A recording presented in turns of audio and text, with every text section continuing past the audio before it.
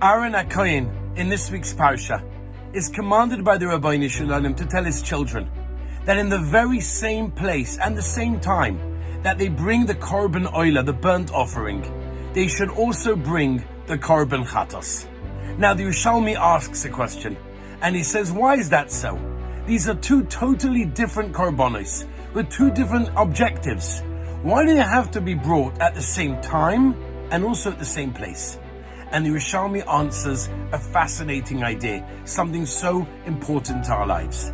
Says the Yerushalmi, imagine somebody walks into the Beis HaMikdash with a korban, and they say to him, what's this? A korban chatos?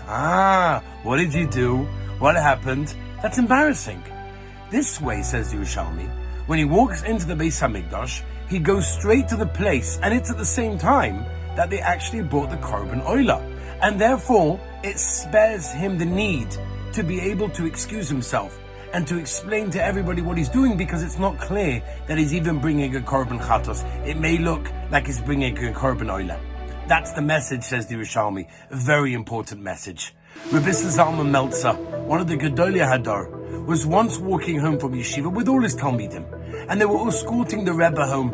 And finally, when they got to the Rosh Yeshiva's house, they let him have his privacy, and they allowed him to walk up the stairs to his home by himself.